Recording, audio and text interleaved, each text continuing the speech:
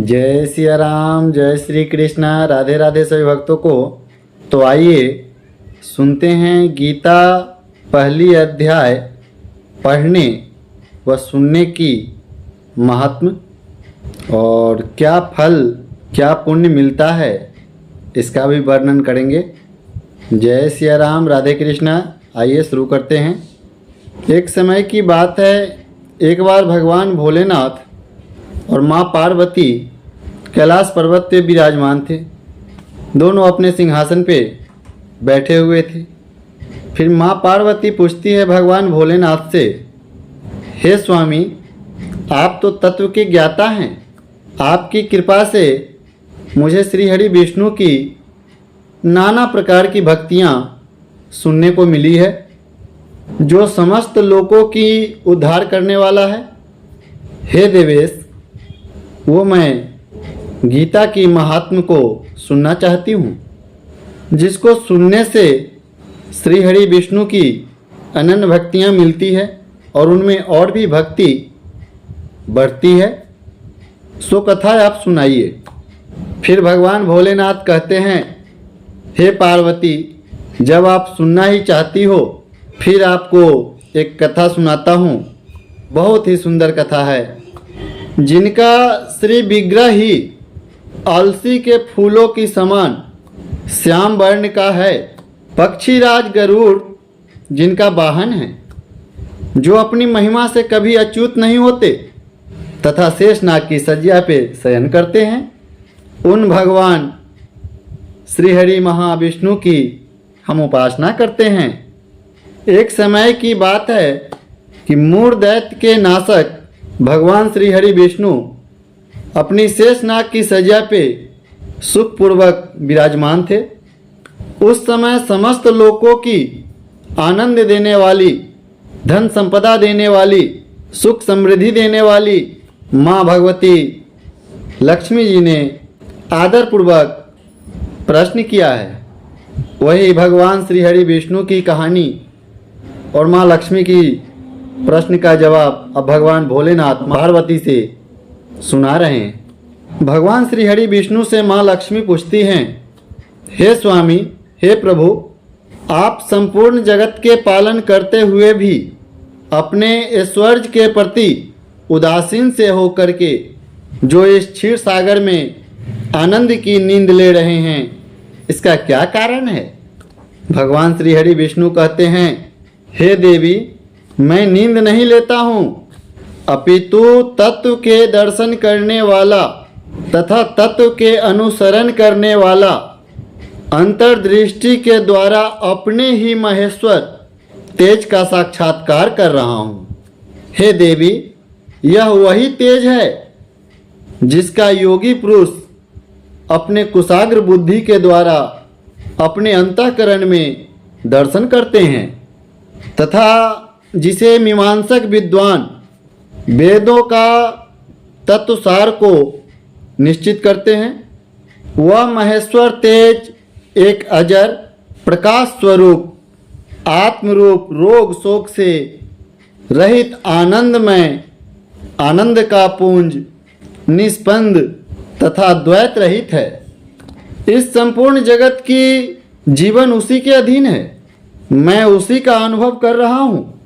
हे देव देवेश्वरी, यही कारण है कि मैं आपको नींद लेता हुआ दिख रहा हूँ। फिर माँ लक्ष्मी पूछती हैं, हे देवेश्वर, हे ऋषिकेश, आप ही योगी पुरुषों के ध्येय हैं। आपके अतिरिक्त भी कोई ध्यान करने योग्य तत्व है? इस बात को जानने की मेरे अंदर बहुत ही कौतूहल हो रही है। इस चराचर जगत की सृष्टि और संहार करने वाले स्वयं आप ही हैं। आप सर्वसमर्थ हैं। इस प्रकार की स्थिति में होकर के भी यदि आप उस परम तत्व से भिन्न हैं, अलग हैं, तो मुझे उसका बोध कराइए, मुझे समझाइए।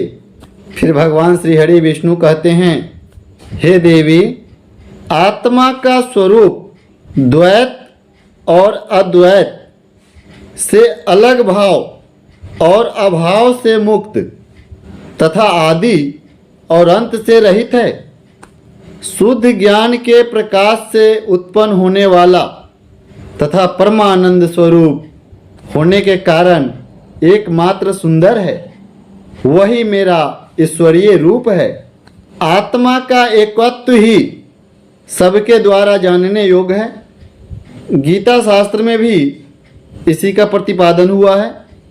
अमित तेजस्वी भगवान श्री हरि विष्णु के ये वचन सुनकर माँ लक्ष्मी ने अपने अंदर शंका उत्पन्न करते हुए भगवान से फिर पूछती है, हे स्वामी, यदि आपका स्वरूप स्वयं परमानंद रूप है और मन वाणी के पहुँच के बाहर हैं, तो गीता कैसे उसका बोध कराती है? मेरे इस संदेह का आप निवारण कीजिए।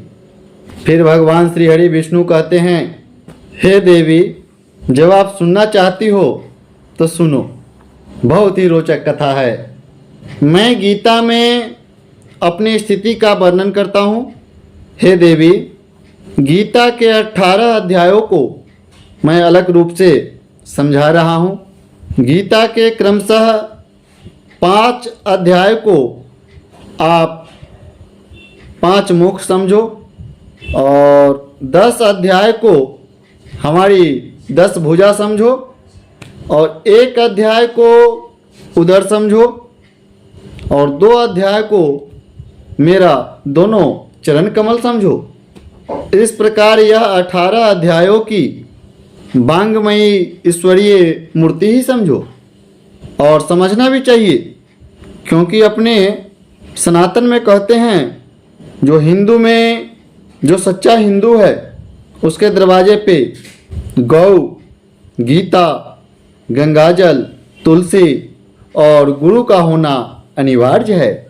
यह ज्ञान मात्र से ही अनेक पापों का नाश करने वाली है। जो उत्तम बुद्धि वाला पुरुष है वह गीता के 1 या आधे अध्याय का अथवा 1 आधे या चौपाई श्लोक का अगर प्रतिदिन अभ्यास करता हो, वह सुशर्मा के समान मुक्त हो जाता है। जय सिया राम, राधे राधे। तो चलिए इस सुशर्मा की कहानी आपको अपने दूसरे भाग में बताऊंगा और आगे ज्ञान लेने के लिए इस चैनल को लाइक सब्सक्राइब जरूर कर लें, ताकि मेरा नेक्स्ट वीडियो आपको मिलता रहे और पूर्ण ज्ञान आपको प्राप्त होता रहे। जय सिया राम, जय श्री कृष्ण, राधे राधे।